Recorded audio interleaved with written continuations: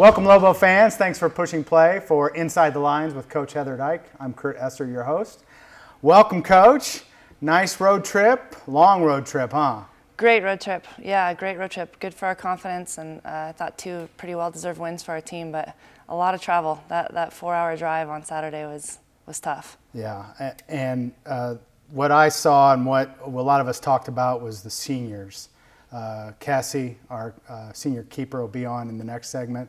But a lot of seniors contributed this weekend, right? A lot of seniors contributed. I mean, really, I was pretty pleased that I felt like all 22 players that came, and even the players that were here, I mean, text messaging, and I just think everybody's on the same page right now, which is such a fun thing to be around. We all know what we want, and everyone's contributing to that, whether it's, you know, minutes or not minutes, but everybody's bought into that idea. So that's made things a lot easier for us. But our seniors, I mean, Cassie was incredible this weekend.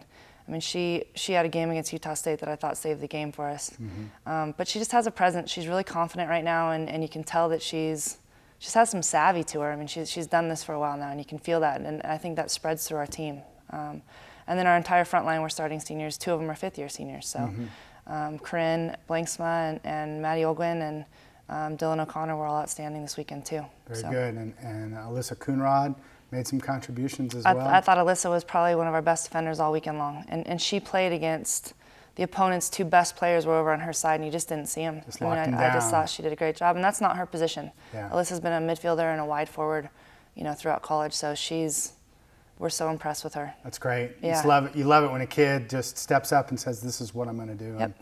Do anything you can to play right. and help the team, and that's what Alyssa's done all season. So. Very good.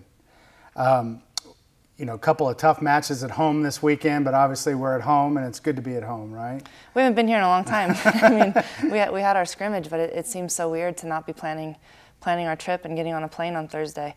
So we're really excited, and I think we've already seen big numbers coming out to the games, and there's a lot of support for the team this year, and we need it this weekend. I mean, 2 really big games with Nevada Reno coming in town and UNLV, who are both very, very good opponents. So yeah, talk a little bit about each of them real quick. Yeah, they're both very hardworking teams and some special athletes, and they're both very well coached. So it's kind of a chess match going into it. I mean, it's not going to be, you know, we just show up and dominate. It's not going to work that way. They're both really good teams, and I think we know we have to put together the same kind of effort that we did this past weekend. But our focus is one game at a time. So we're just going to put everything into our first game on Friday night and get ready for that, and then when that's done, we'll spend the next little bit getting ready for Sunday. So. Yeah, talk a little bit about Saturdays, because people I don't think understand how difficult college soccer is with the short recovery time and still trying to put in some sort of game plan as well for UNLV. Yeah, it's crazy for them. And I mean, so they had today off, but we traveled for the past 5 days. Mm-hmm. So they have today off, and then tomorrow you can't really go that hard. They're still physically worn out, so it's almost kind of a recovery day. Mm-hmm. And then Wednesdays, 2 days before you play on Friday. So it's a lot of management, really. I mean, it's a lot of making sure that they feel fresh and ready to go. So Saturday typically for us is an active recovery day where we're trying to get their heart rate up and get lactic acid flushed and also get them ready for the next game. We don't prepare for 2 games on a weekend. We prepare 1 game at a time. So we use Saturday to get ready for Sunday's game and try to get their bodies as ready as we can. But that's been one of the great things about our team this year is that we have a ton of depth. I mean, we had players that started their first game in conference, and they did great. And we had players that are coming off the bench, and Ruth Bruciaga scored the game-winning goal against Utah coming off the bench. And so people are really, we kind of view it as starters and finishers, not necessarily, I mean, just when you're in, make a difference, and when you're not in, make a difference. So that's been really good for us. And it's really nice seeing Ruth contribute again. Absolutely, yeah. Ruth had a back concussion at the beginning of the year, so having her back's been, she's just a weapon. Good, very good. Yeah.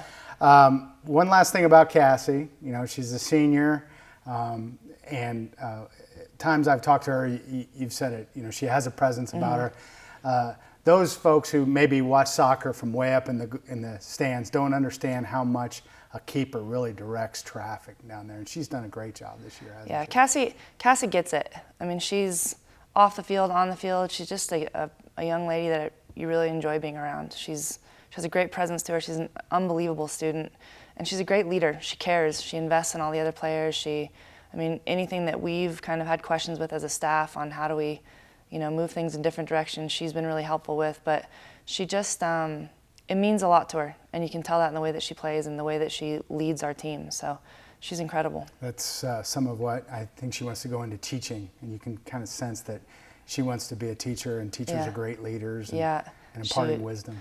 That'd be perfect for her. Lucky students that get Cassie for a teacher. Very good. Yeah. Well, thank you for your time. Good luck this weekend. We look forward to watching 2 matches out there this weekend. Thanks, Kurt. We're looking forward to it too. And we'll be right back with Cassie Ulrich.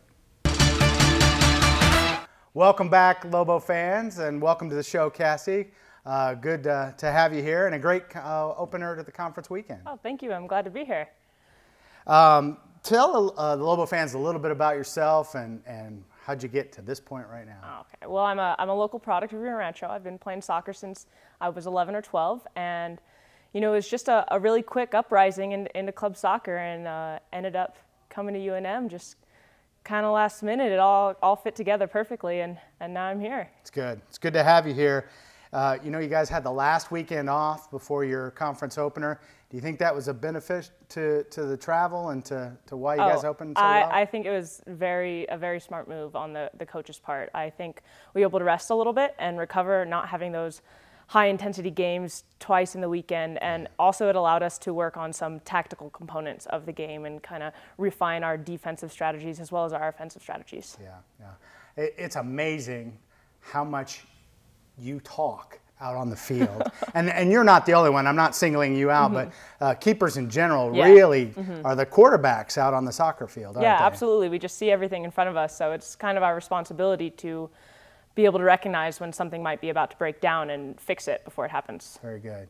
And you're an exercise science major, right? I am, yes. And what are you thinking about after soccer? What do you want to do? So I graduate this semester, this December, and I want to play. That's an absolute. But after I do that, I am planning on getting my master's and hopefully my PhD. I want to become a professor and teach in my field. Very good. Yeah. Maybe you'll teach me a few things about exercise science. Maybe. Right? Get some sports performance in there. Very good. I've asked every senior so far what's their favorite memories, or what are some of their favorite memories.